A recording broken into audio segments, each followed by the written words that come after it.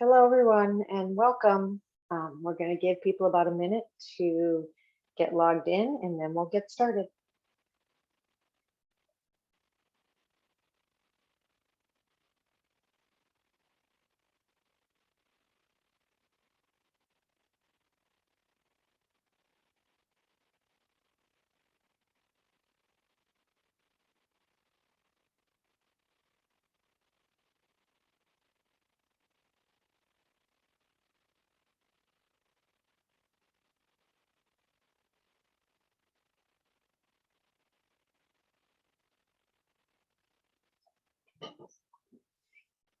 All right.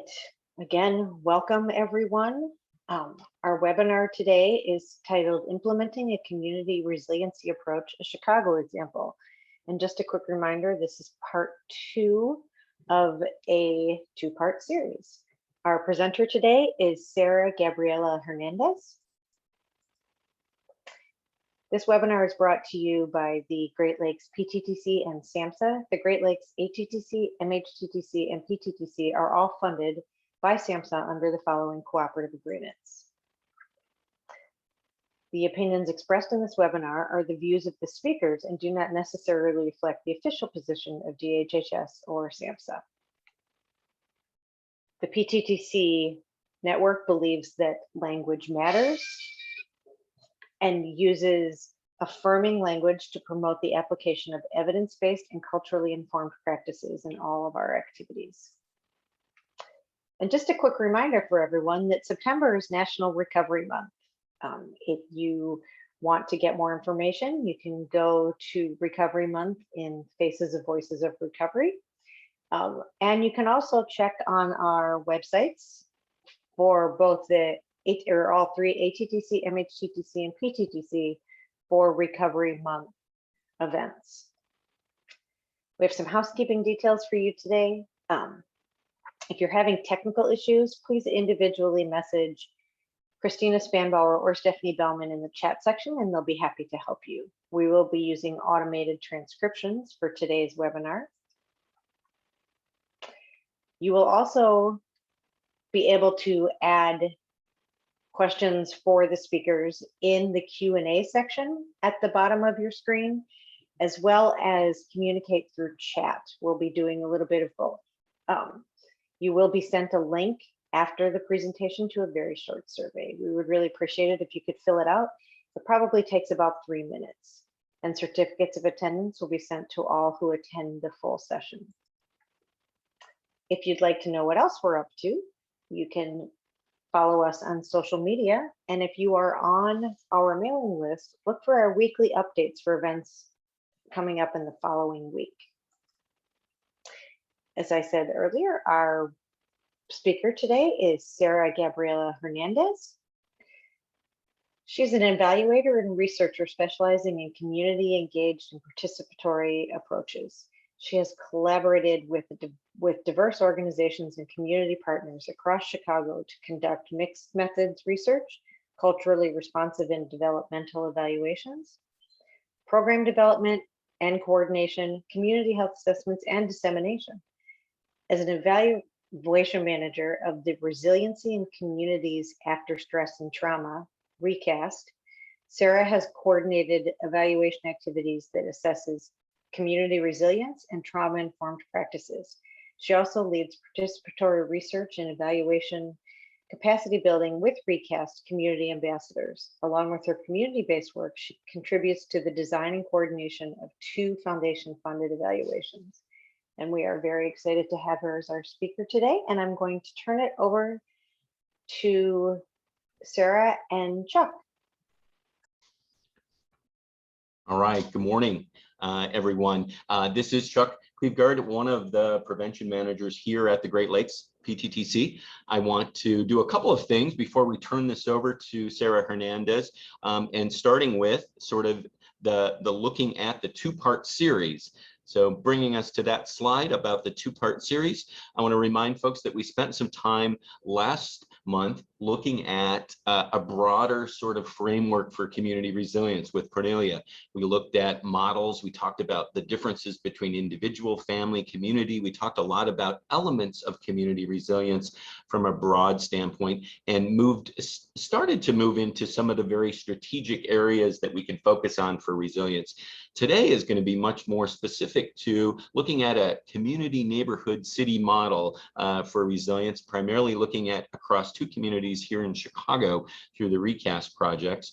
We're going to be able to talk about methods and data that can be used to assess resilience building. We're also going to be looking at some issues around community context, thinking about stakeholders, readiness, culture, and strategies. So let's start with reframing a little bit about what happened last time. As this is a 2-part series, let's look at some issues with a quick question in the chat. Moving to the next slide. Strategies that people talked about in the first webinar on that basic framework.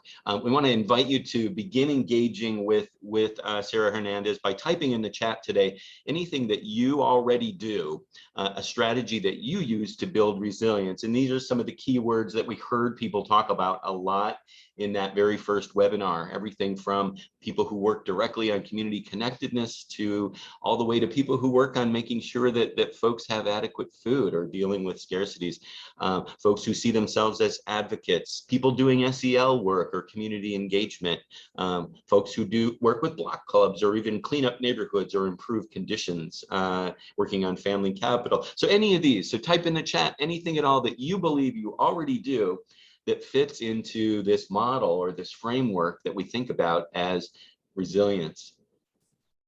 So group classes on site, social and emotional learning, CPT for PTSD, SEL, social and emotional learning, community engagement, social emotional learning,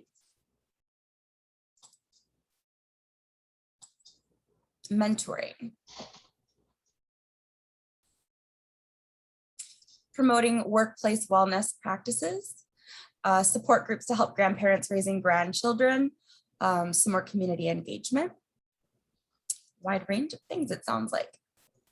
Lots of issues. So thank you everybody for engaging right on the front end with us. That's helpful both for us and for Sarah Hernandez to kind of see the kind of work that you all are doing. Let me say one more thing as we turn this over to Sarah, and that is the relevance of this work for us in prevention. This is a little bit of a different sort of audience today in that it's less traditionally only prevention specialists, and I see people on from last time and this time who do work in public health, people who are community organizers or even block club presidents or coalition leaders. So a very diverse group of folks working in different disciplines engage in this work that we call community resilience. And it's important for so many respects in that some of you are really invested and are here because we know that resilience, for example, when we engage youth in the community, that it leads to some really positive outcomes around substance use and misuse, less likely to engage in risky behavior when we have community involvement. So similarly, those of you who work in the public health arena understand that across the sort of continuum of care, when we have more engaged and involved and resilient communities, that we have better health outcomes across the lifespan for all the folks who live and work in those communities. So that's the relevance piece. And without further ado, I'll go ahead and turn this over to our speaker for today, Sarah Gabriella Hernandez. Thank you so much, Chuck and others. Really happy to be speaking with you today. And I've been, it was also great to hear all of the different ways that you build resilience and the work that you do.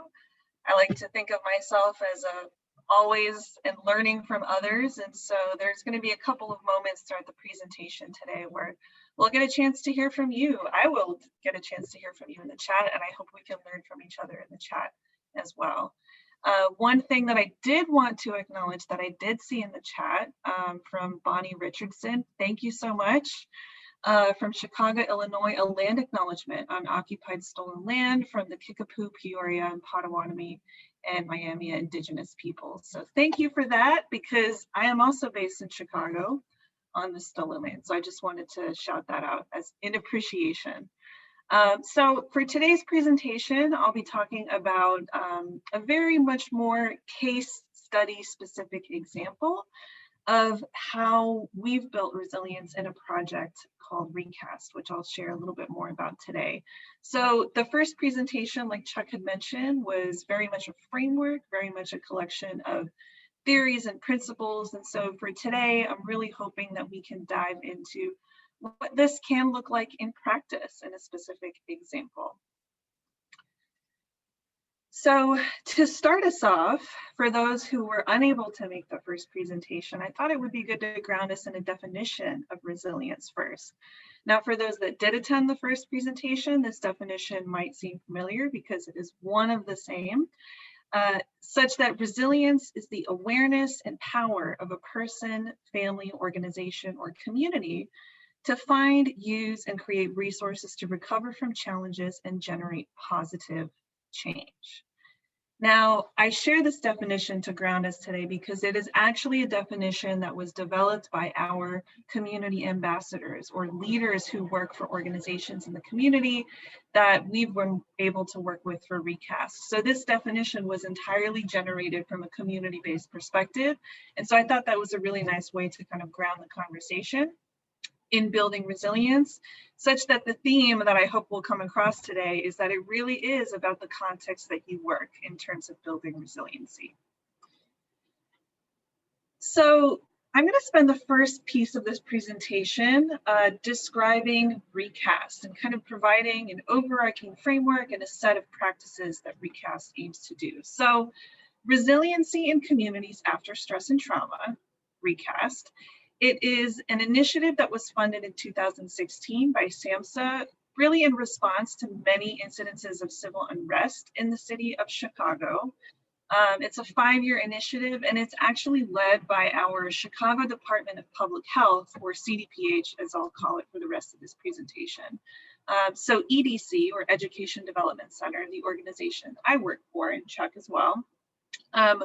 We are the evaluation partners for Recast. So we're sort of hand in hand alongside with CDPH as they implement the program. And sometimes we sort of cross the boundaries of the program and evaluation with Recast. But our primary role is to help them think about what they've learned and how they are building resilience in Chicago. And a couple of high-level goals for the Recast initiative is, one, really to promote resilience and community healing through community engagement, which we've heard a lot of from you all in chat. The second big goal is to strengthen the integration of services and systems, mostly in behavioral health. And finally, to create more equitable access to trauma-informed resources. Now, trauma-informed approaches are very much threaded throughout the entire Recast initiative, and they really go hand in hand with how Recast as an initiative works and has been sort of theorized and implemented over the last 5 years, right? Resiliency in response to trauma is kind of the idea here for Recast. So on this slide, I kind of wanted to paint a picture of the very wide suite of activities that Recast has sort of set out and aimed to do. This was how it was framed mostly in the first couple years. In practice, it's ended up looking a little bit different. These categories might have blended together, but I think this is a helpful framing to think about how resilience is built sort of across the city of Chicago through this initiative. And on the left-hand side, I'll start first with training and capacity building. This has been a huge focus of Recast across the city of Chicago. Mostly it is led by a community of learning or a network of agencies across many different sectors who both provide trainings and also participate in trainings. And I'll say a little bit more about those in a bit, what those trainings are. So there's a lot of technical assistance, lots of trainings. I feel like that's probably among the most more sought out and most needed resource as Recast has been implemented in the last 5 years. The category in the middle, promoting access to services, this is sort of very much in alignment with the goal.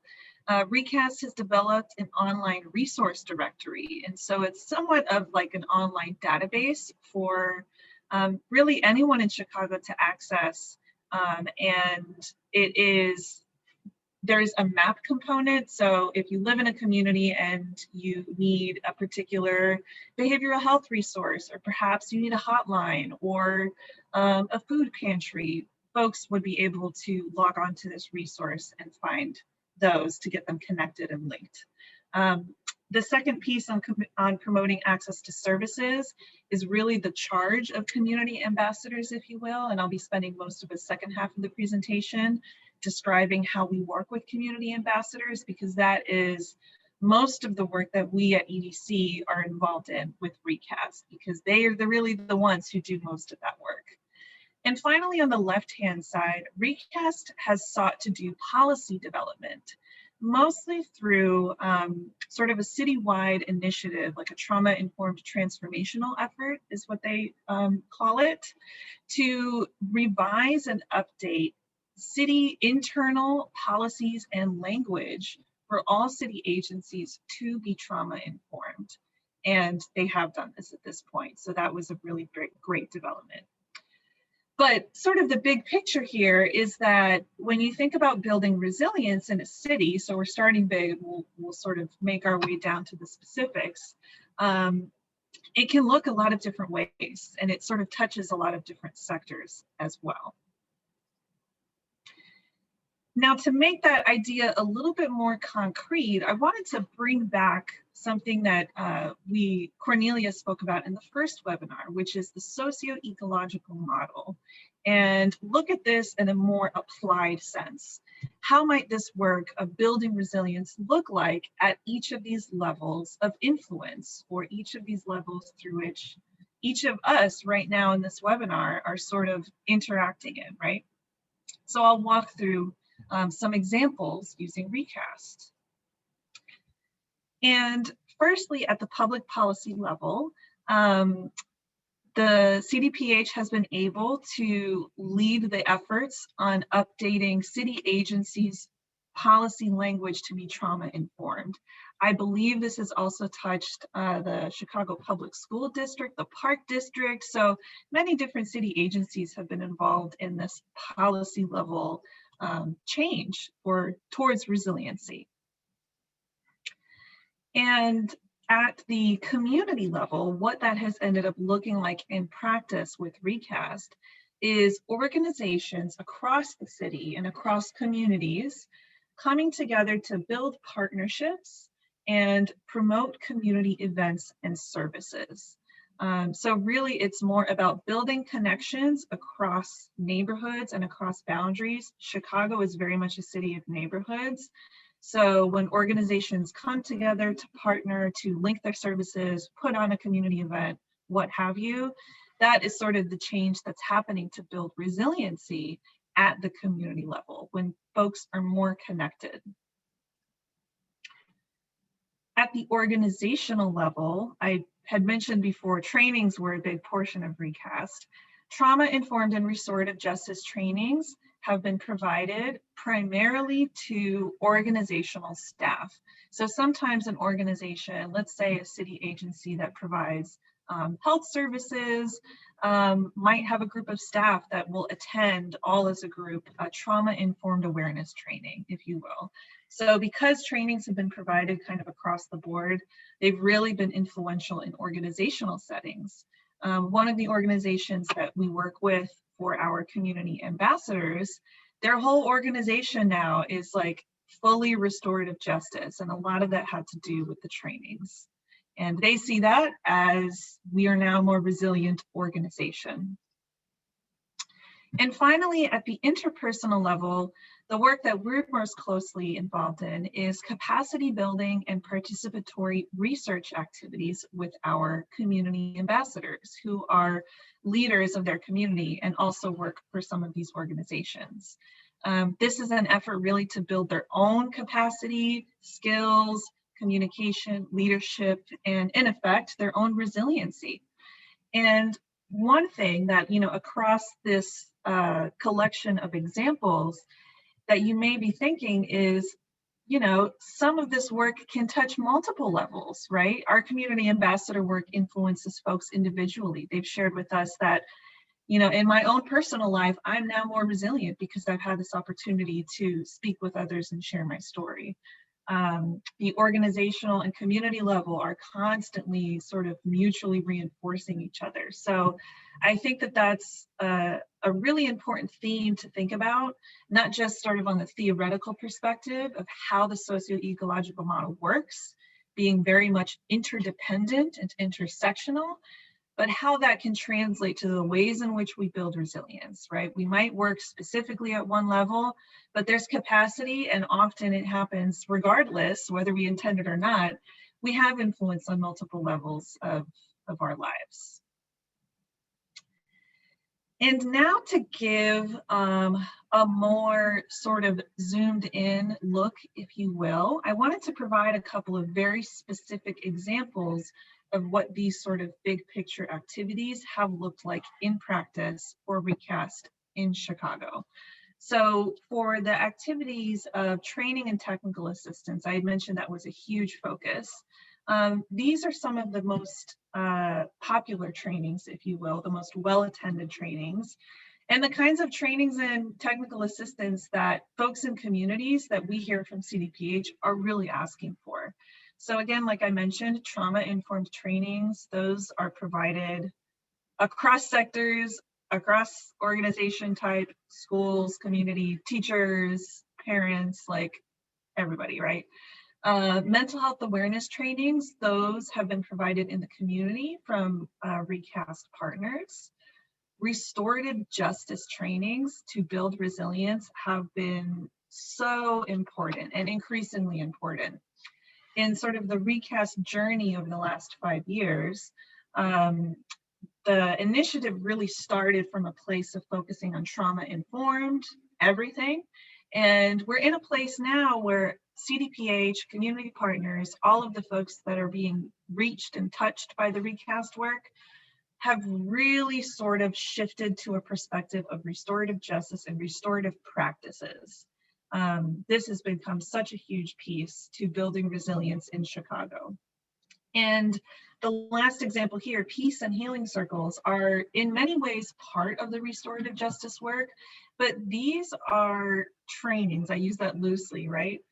Because you can be circle trained or you can be trained to lead a circle, but these are often led by youth and folks in the community that they sort of circle up with their friends and folks who are experiencing a lot of troubles in the community, or if there's a particular situation that might be risky, where folks are like, hey, you know, can your youth come from this community organization and provide some peace and healing circles, because we're anticipating that there might be violence, or there might be this situation, or there might be some, you know, whatever the situation might be. Peace and healing circles have sort of been a really effective on the ground resilience building activity in the city of Chicago. And in this second slide, again, to highlight some specific examples, I wanted to zoom into this piece of building partnerships and promoting services.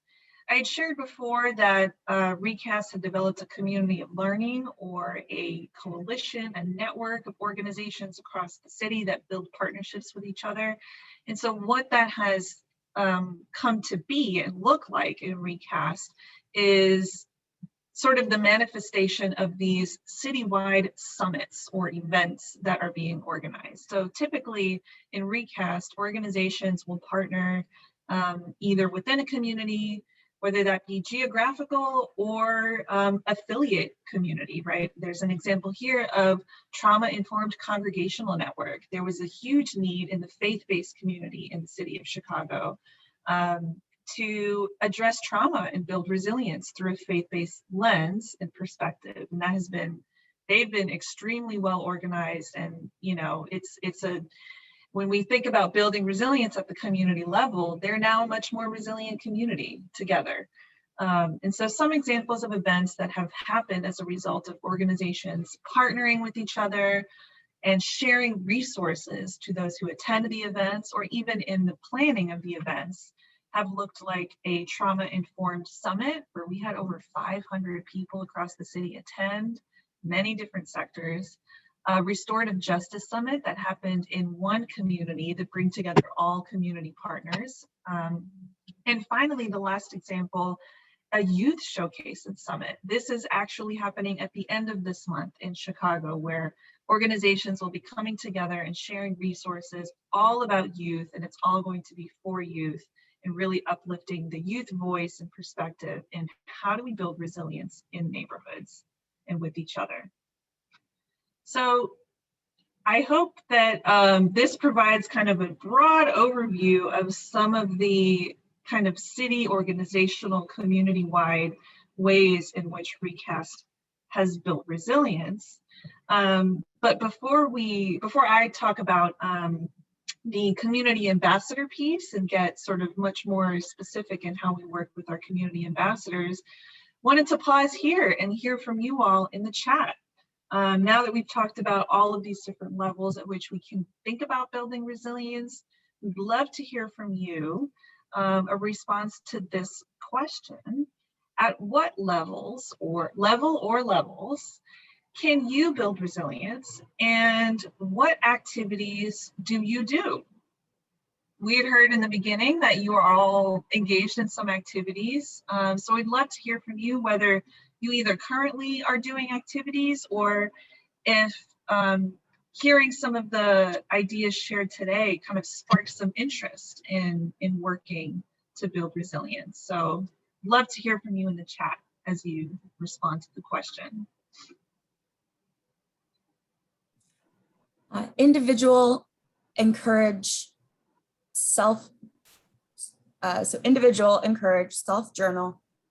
encourage self-journal, count your blessings. I'm really sorry if I didn't read that right. And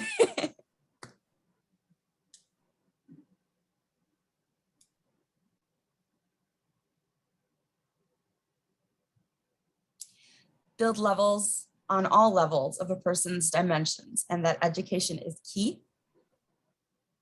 Yep.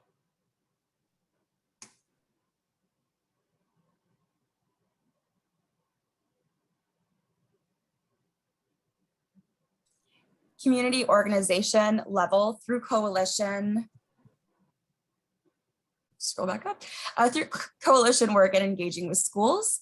Carrie says, I am doing trauma treatment called CPT for PTSD. I'm also in a grief group called Loving Life After Loss with a grief coach. That's wonderful. Interpersonal, family and friends, staying connected and encouraging, supporting those who fall in that sphere of influence. Mm-hmm. This is such a wonderful group of folks who are engaged in so many individual level supports for building resilience. I love that.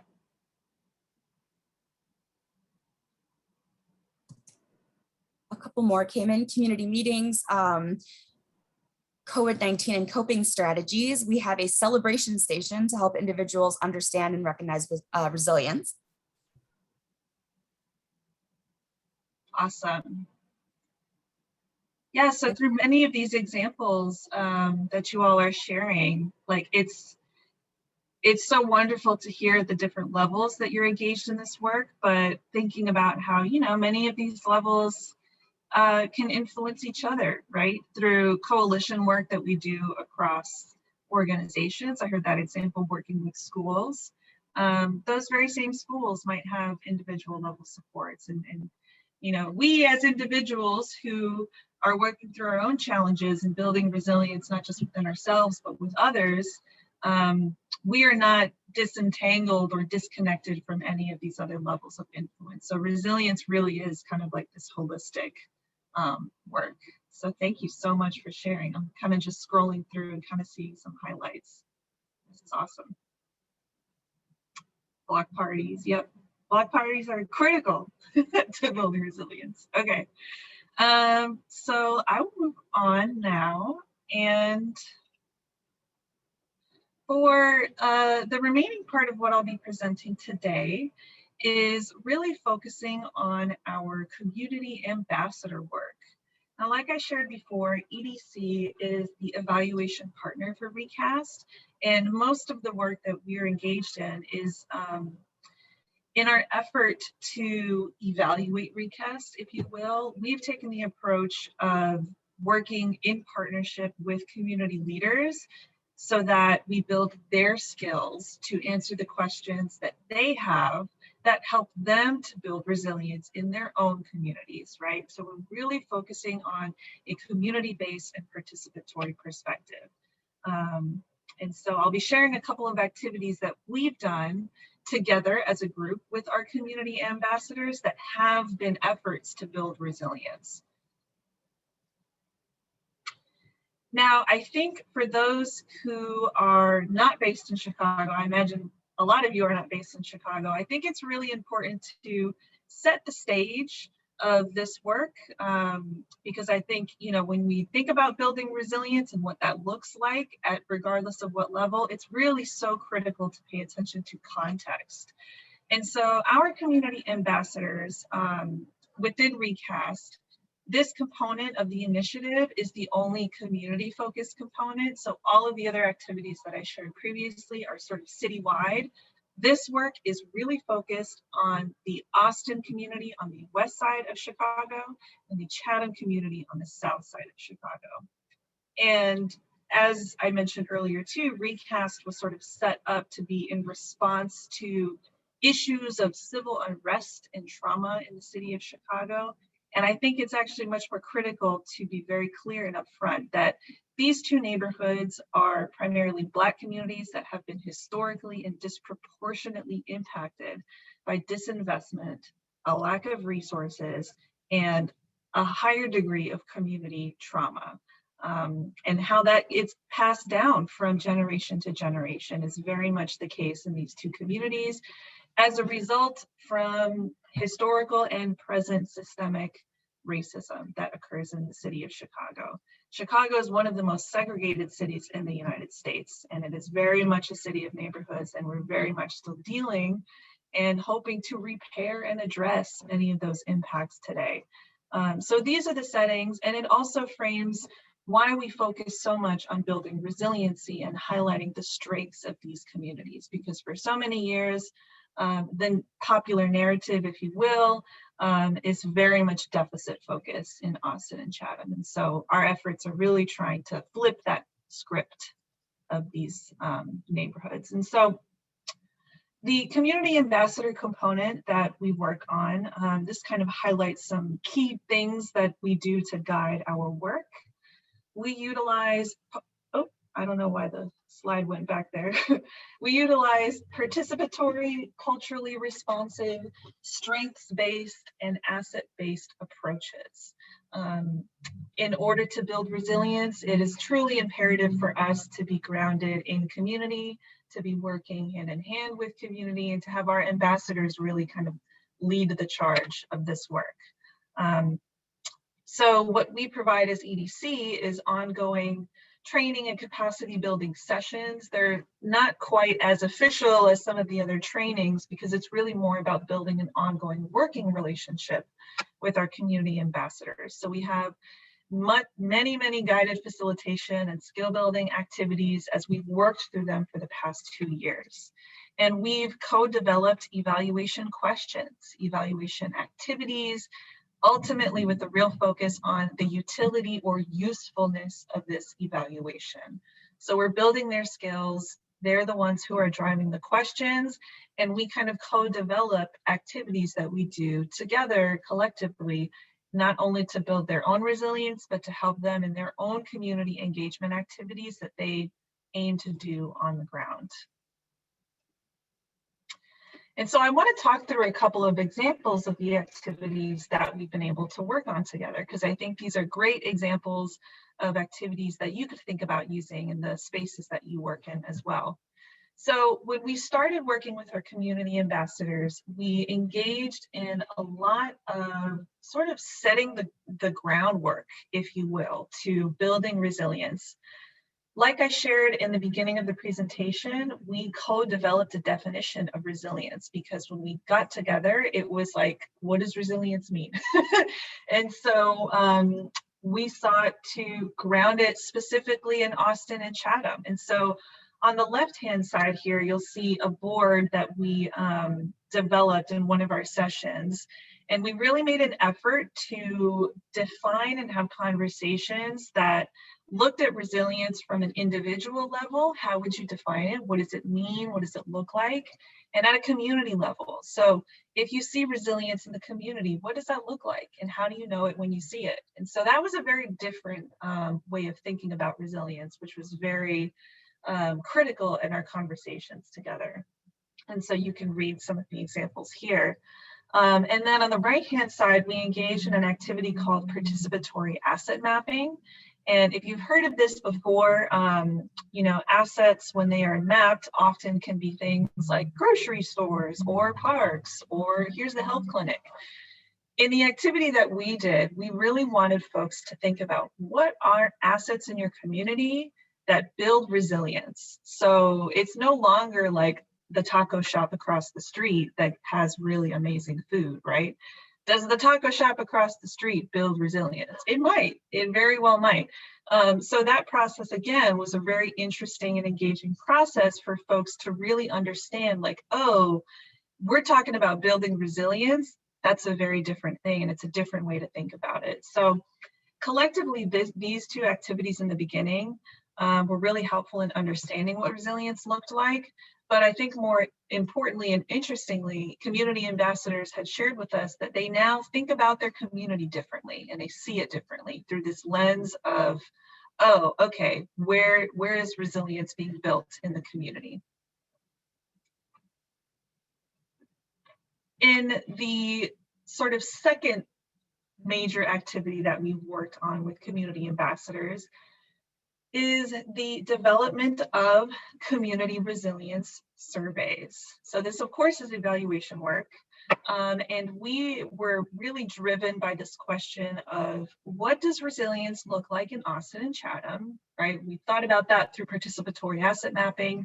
Now through the community resilience survey, we really wanted to understand some more specifics about what resilience looks like and really get a sense from people on the ground, like, what is resilience to you and where are you at in terms of your own resilience? And so we developed two surveys, a long version and a short version for youth. And what you see on the right-hand side is an example of a survey summary that we had. And so we use these as discussion pieces with our community ambassadors.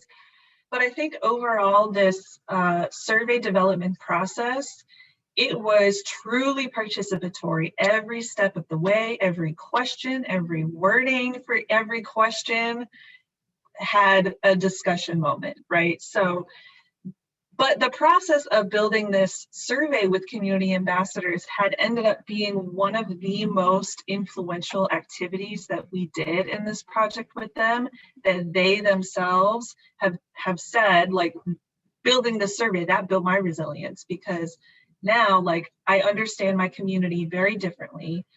I have a better understanding of, like, community resilience can look different depending on where you're located in the community, or depending on your age or on your gender, right? So all these questions that we ask about in the survey had prompted folks to really develop a deeper understanding of what resilience can be. And we're at the stage now where we're analyzing the findings. And so we're hopeful that the findings are going to be really helpful for community ambassadors and what they're currently doing, like trainings, peace circles, community events, the summits. Hopefully this information can help sort of go hand in hand as they continue to build resilience on the ground, in thinking about, maybe we should be focusing on this area of community. Maybe we should focus more on this age group. It seems that people are indicating this, that, and the third about resilience. And so this piece was like, I did not expect, as the evaluation partner, that this piece would be the most kind of biggest splash, if you will, and it was for our work. And I think part of that big splash for the survey work that we've done together was through the development of community resilience topics. So as we were developing the survey, community ambassadors found it to be very helpful to start thinking about resilience not just as this big amorphous thing, but rather to start defining it by different topic areas of what makes community resilience. And so from their perspective, these are the categories that they came up with and that we developed survey items around: connection and caring, resources, safety, peace and joy. Some of these topics may look familiar. These are certainly in alignment with the framework that Cornelia had shared, again, on this idea of strong connection and relationships with people.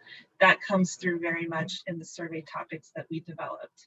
And so at this stage in our work together, we had these community resilience topics. We were collecting data on the survey, and we had decided to do an additional activity that would be much more engaging with youth as another way that we can understand what community resilience looks like and how we can build it in Austin and Chatham.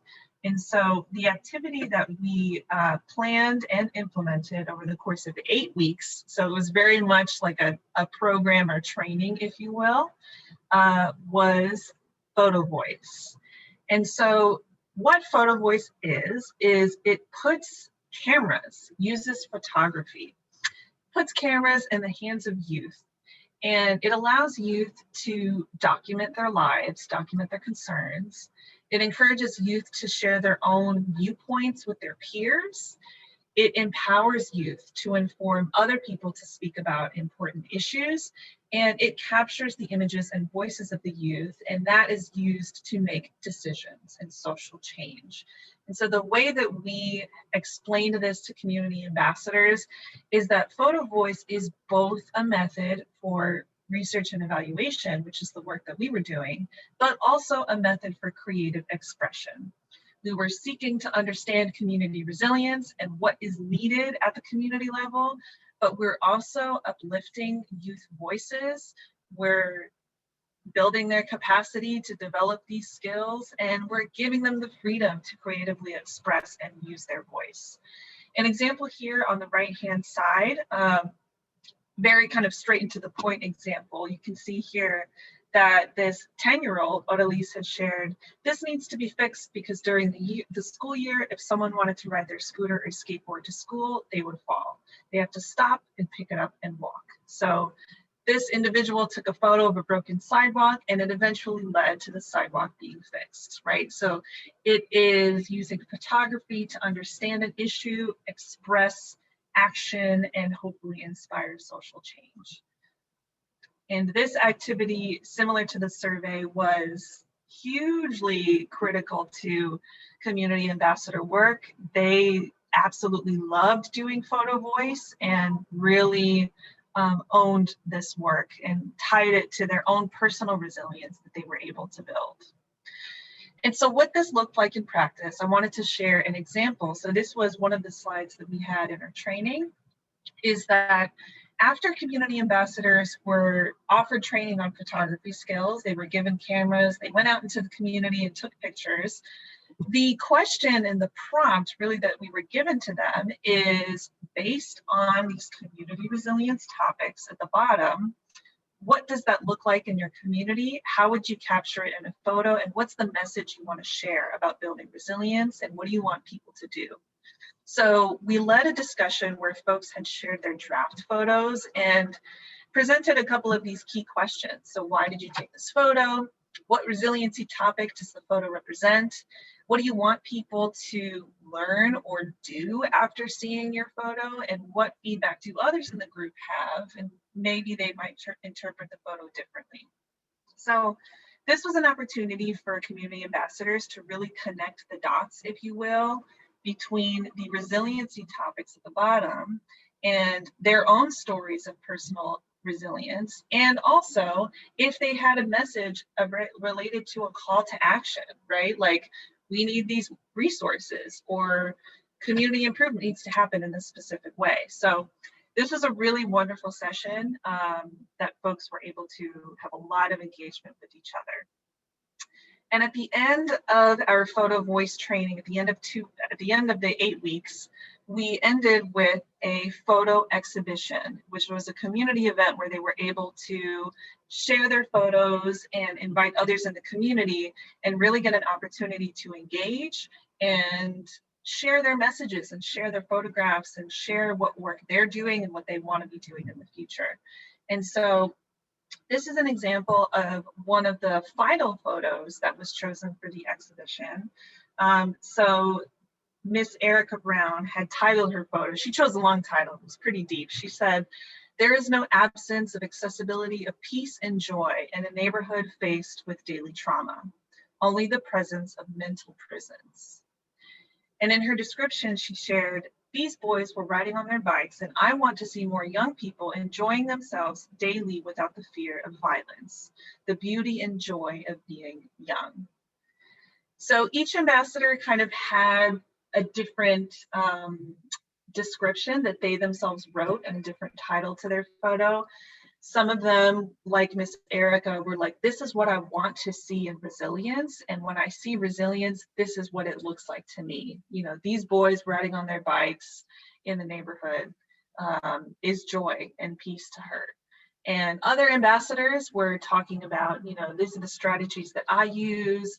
This is how I want to build resilience. And so it was a really beautiful, like, diverse way of understanding what resilience building looks like at the individual level and interpersonally and in the community. And in our Photovoice exhibition, we were able to host it at one of the restorative justice summits that I had mentioned earlier.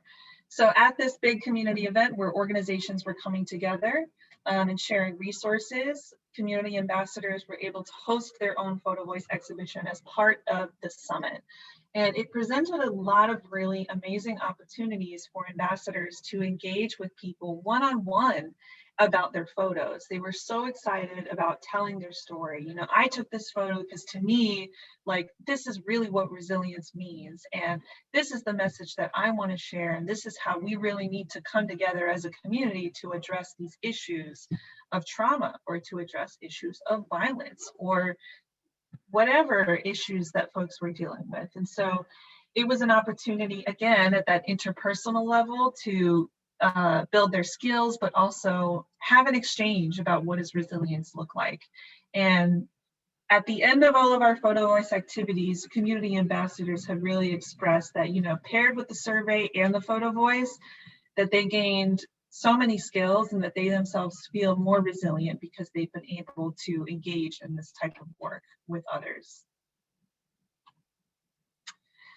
And now that we're nearing the end here, I wanted to kind of pull it back out of the very specific recast example and connect the work back to the frameworks that Cornelia had shared in the first webinar.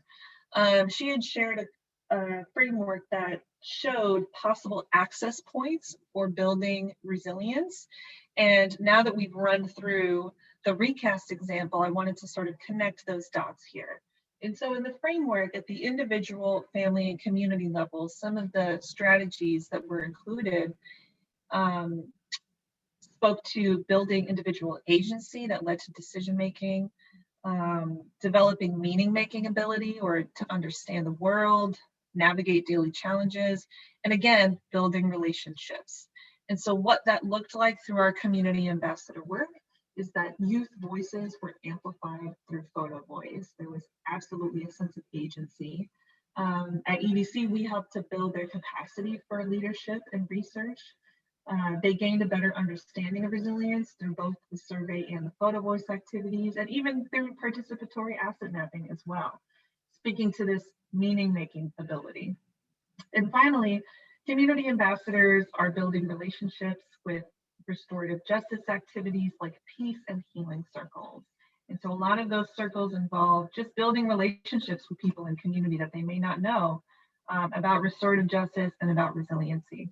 And even in the example that I had just shared, the Photovoice exhibition, that was an exercise in building relationships, having conversations and engaging around this piece, the photograph and the message as it was attached. So this is just an example of how the framework can look like in an applied example. And I think across all of the recast work that we've done, the number one key takeaway that I can share with you all in terms of building resiliency, I think regardless of the level at which you work and the ways that you choose to go about it and the topic areas, is it is critical to understand how community context, including key stakeholders, readiness, and culture can influence resiliency. So really taking the time at the beginning to understand positionality and kind of take stock, right? A needs assessment. That's a much more like, research focused term for what this work can look like. But building resiliency is so dependent on community, culture, who is involved, and kind of where everyone is at in their stage of building resilience. Everyone can contribute, absolutely, but it's about knowing kind of your position from the beginning. And real quickly, because I want to give some time here for questions, is to break down that key takeaway slide a bit. I put some questions here on the slide, which I'm hoping are helpful to folks to think about. These are questions that we thought about for Recast as we were building resilience. What levels will you build resiliency? Knowing where you are. Who are your key stakeholders and how will you differentially engage your stakeholders? Some you might consult and some you might really want to engage at every single step of the process like we did with community ambassadors. Thinking about what questions do you want to ask? What methods and activities will you use to answer those questions? How are you going to assess your progress in building resiliency? And ultimately, what is success going to look like? Because I love this question as an evaluator with my evaluator hat. Success looks different to each community. Success looks different with each stakeholder. Like it's different for everyone. And so this is a really wonderful question to kind of take stock of as you seek to build resilience, to really think about what is success going to be and how do we know it when we see it and how are we going to get there. So hopefully these are some helpful reflection questions in terms of building resilience. And there's this last question here in the chat. And afterwards, we also have a Q&A as well. So we might be able to use this sort of as a dual time, if you will, to think about what is one insight about building resilience that you learned today. Would love to hear from you in the chat.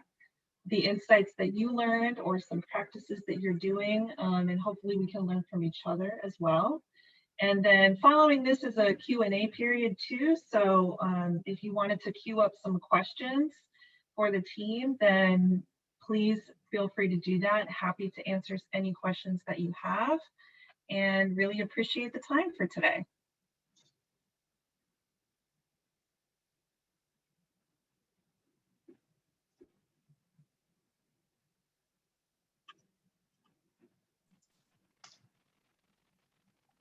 Okay, I'm going to read some of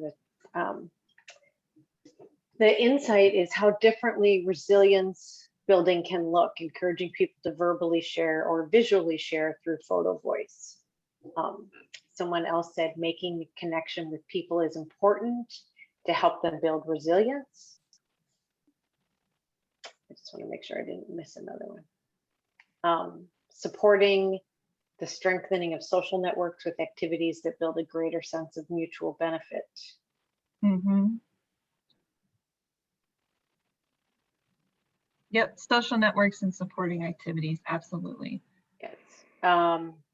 That cultural matters, community collaboration. It's a great phrase, cultural matter.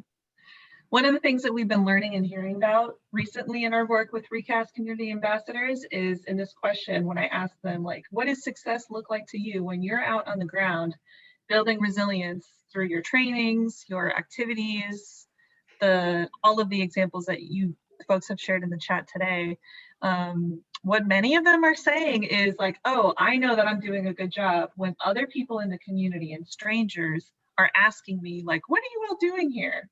And how can I get involved? And what's your name? And, you know, like that first sort of introductory moment of building connections with people to them that has really come through as like, this is what building resilience has been about. As long as we're making people in the community curious and learning new things, like that is it. See some other things in the chat coming through. Yeah, a couple things, and then I do want, there's 3 questions I want to make sure that we get to. So this has been very educational and love promoting community resilience. It takes a village. I will be attempting to attend more classes with you all to connect to social media and stay updated. I'll be taking what I've learned today to implement in my transitional house with my program directors in the Wellbriety circles. The past 18 months in the pandemic have been so hard for many of us and compounded a lot of grief and trauma. We need to help each other recover and carry the message of hope. And then I love the idea of Photovoice. Resiliency builds a strong, useful voice. And interested in learning a little bit more about Photovoice. Did you work with the UK-based Photovoice organization and training for support? And what is the estimated total cost? That's a great question. So for Photovoice, we didn't use the youth-based Photovoice organization for training and support. There's many empirical articles and kind of training modules that have been developed over time. I forgot the specific name of the training that we did, but it's really more of a collection of various researchers who have used the Photovoice methodology and came together to build kind of a toolkit, if you will. So that is out there. We also worked from our own EDC expertise because we have other projects at EDC that have used Photovoice, and so we also build upon their experience in doing our trainings as well. And estimated total cost involved, I think that kind of depends on what on cost, right? That could be like time, people, resources, but you know, we led the trainings. It was me and another EDC staff, but we also had a youth co-facilitator that we intentionally wanted to include in the training. So we gave her an opportunity to build her own skills and lead sessions. So it took, in terms of cost of people power and resources and time, which I can share about, we had 3 co-facilitators. We had our session be 8 weeks long. Ambassadors actually wanted more. And so we added 2 sessions to that. And then when we planned our Photovoice exhibition, that took a couple of planning meetings as well. So I would say as a whole, probably on the very generous time estimate, it was a total of about 3 months of work every single week. Okay, and it looks like it was very well worth it. A couple of the questions are, how do we get information on the youth session?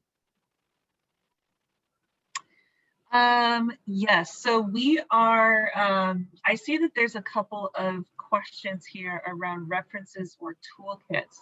And so what I can do with the team here is include the couple of toolkits and resources that we use to build our own Photovoice training, just as resources for you all, to include that in the slides as well. So, okay, and we can add those when we post these on the website. We can certainly have a resource page. So thank you, Chuck, for putting that in there, because one of them answers the next question is, how do we provide grandparents who are raising a preteen more support on the trauma when being removed from their home and placed with grandparents when the misbehavior starts? And it looks as though Chuck has added a resource. And if you have any insights as well. I think that resource probably covers it best. Thanks. Okay, great. Bonnie also asked, are the surveys adapted to survey older adults in the community? Yes, so we actually had 2 versions of the Community Resilience Survey. We started from a place of creating a survey that would work for adults in the community. we thought it would work for everyone. And when we started collecting survey data, even the youth in our group was like, yes, this is a youth-friendly survey. And as we started collecting data, it was like no youth were responding. So we actually started from a place of having the survey be adapted for adults in the community and realized like, oh, we need to make a 1-page, 10-question short version for our youth. So we have both populations represented. Fantastic. That's yeah. It's always good to get that feedback. So that is it for the questions. I just want to thank you, Sarah, for this fantastic presentation, and Chuck as well, and everyone who was on our webinar today. We appreciate your time. And also to let people know that it will take about a week to 10 days for us to get the materials up on our website, but they will all be posted there, and we will make sure that if there are any resources that either Sarah or Chuck provide us, that we will also post those along with the recording and the PowerPoints. So thank you all for your time. We appreciate it. And I hope you all have a great afternoon.